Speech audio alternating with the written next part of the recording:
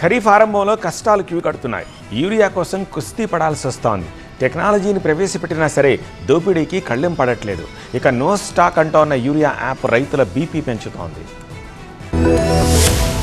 ఖరీఫ్ ఆరంభంలోనే 2 తెలుగు రాష్ట్రాల్లో రైతుల పరిస్థితి కష్టాల సాగుగా మారింది. అర్థం కాని యూరియా యాప్ రైతుల బీపీ పెంచుతోంది.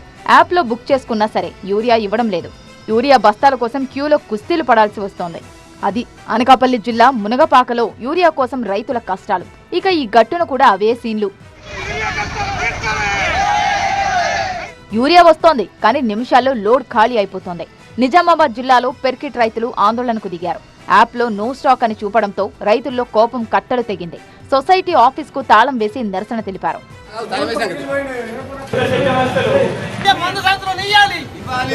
ఉమ్మడి ఆదిలాబాద్ జిల్లా వ్యాప్తంగా యూరియా కోసం రైతులు పడిగాపులు పడుతున్నారు. డిమాండ్ను అదునుగా చేసుకుని వ్యాపారులు అడ్డగోలు ధరలు వసూలు చేస్తూ తమను దగా చేస్తున్నారని వాపోయారు రైతులు.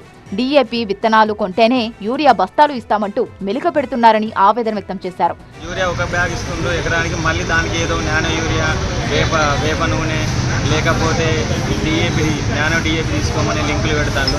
ఇది మాకు చాలా ఇబ్బందిగా ఉంది. దళారీ దందాకు కళ్లెం వేసేందుకు ప్రభుత్వాలు డిజిటల్ విధానాన్ని అమలు చేస్తున్నాయి. యాప్ ద్వారా యూరియా, డీఏపీ విక్రయాలు నిర్వహిస్తున్నారు. ఉద్దేశం మంచిదే, కానీ యాప్ చుక్కలు చూపిస్తోందని విమర్శలు వ్యక్తమయ్యాయి. కానీ యాప్ వినియోగంపై రైతులు సంతోషంగా ఉన్నారన్నారు మంత్రి తుమ్మల నాగేశ్వరరావు. ఏదైతే పత్తిలో వాడినటువంటి కపాస్ యాప్ సక్సెస్ఫుల్గా నడిచింది కాబట్టి చివరిలో దాన్ని కూడా అడాప్ట్ చేసుకున్నాము. పోయిన టర్మ్లో అన్ని జిల్లాలు కూడా సక్సెస్ఫుల్గా నడిచినాయి. మన యొక్క ప్రయోగాన్ని చూసి, తెలంగాణ యొక్క ప్రయోగం చూసి నిన్న భారత ప్రభుత్వం కూడా భారతదేశ వ్యాప్తంగా యాప్ని అడాప్ట్ చేసుకుంది. యాప్ సరే, వ్యాపారుల ధరల బాధడు రైతుల్ని కలవరపెడుతోంది.